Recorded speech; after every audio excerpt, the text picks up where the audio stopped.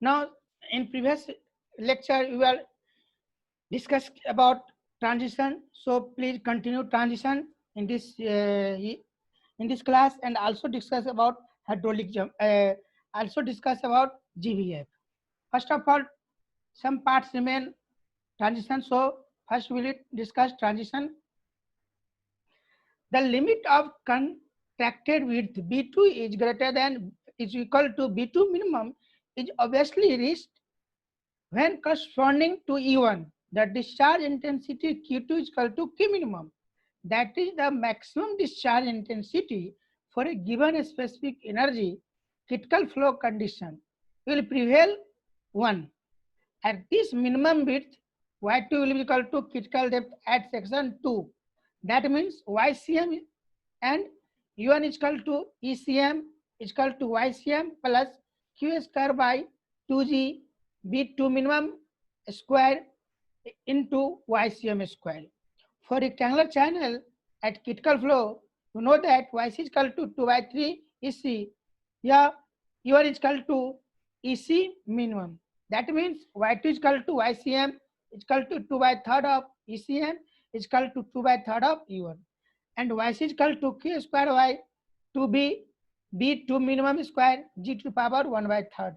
Yeah, B2 minimum is equal to square root of Q square by G Y C CMQ. That means B2M is equal to 20 square root of 27 Q square upon 8G U1 square.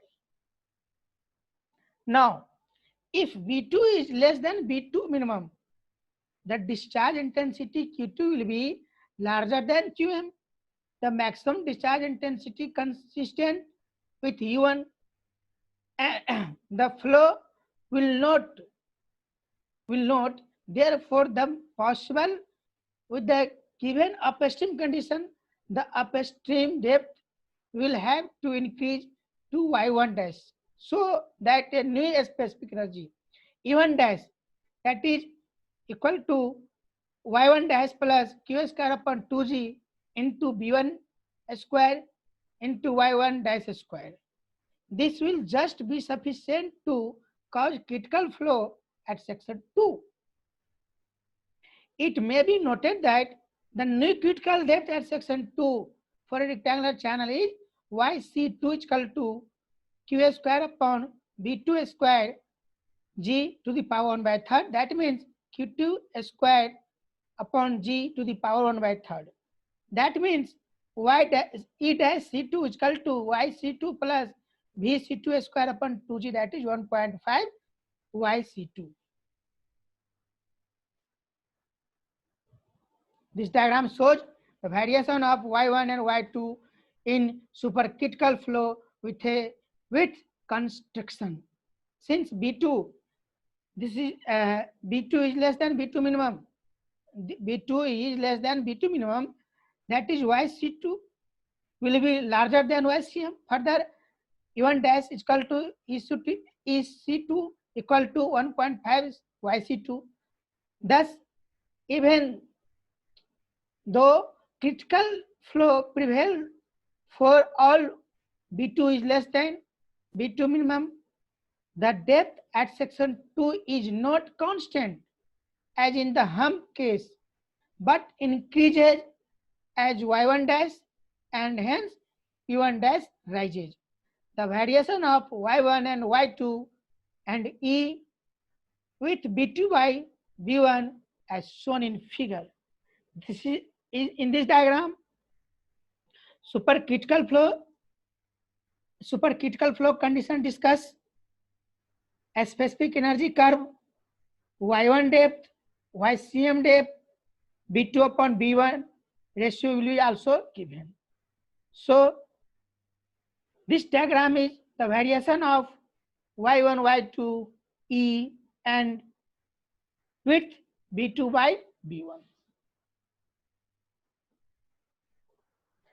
Now, supercritical flow condition. In the upstream depth Y1 is in the supercritical flow regime, a reduction of the flow width and hence an increase in the discharge intensity cause a rise in depth Y2. in a specific energy curve. Point P1 dash, point P dash corresponds to Y1 and point R dash corresponds to Y2. This is also diagram variation of Y1, Y2 in supercritical region. Now, very important term is here discussed, gradually varied flow, that is GVF. Means continuous flow, yeah, slowly flow is known as gradually varied flow. This is non-uniform flow, yeah, varied flow. For uniform flow through open channel, dy by dl is equal to, however, for non-uniform flow, the gravity force and frictional resistance are not in balance. Thus, dy by dl is not equal to 0, which results in non-uniform flow. There are two types of non-uniform flows.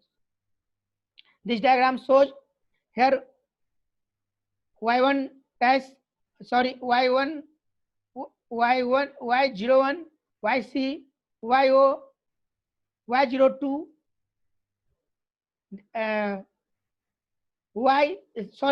S01 is less than SC. Slope at slope. Similarly, here S02 greater than SC. That means greater than critical slope, and above diagram less than critical slope. In one, the changing condition extends over a long distance, and this is called gradually varied flow. In the other, the change may occur over very abruptly, and the transition is thus confined to short distance. This may be designated as a local non-uniform flow phenomenon and known as rapidly varied flow. That means the difference between GVF, gradually varied flow, and RVF is in GVF, flow will be continuous, slowly flow will be continuous flow will be occurs. But RVF flow will be suddenly change. So basic difference will be gradually varied flow and rapidly varied flow. Now, gradually varied flow, a steady non-uniform flow in a prismatic channel. You know that prismatic channel is the channel which have same cross-section area, same bed slope throughout the channel. Prismatic channel with gradually changes in its water surface elevation. Example of GVF. Drawdown produced by sudden drop in channel. This diagram shows that M2 profile, S2 profile, various types of profile change. How can change mild to ST? Second point is backwater profile by increase in the bed elevation. M1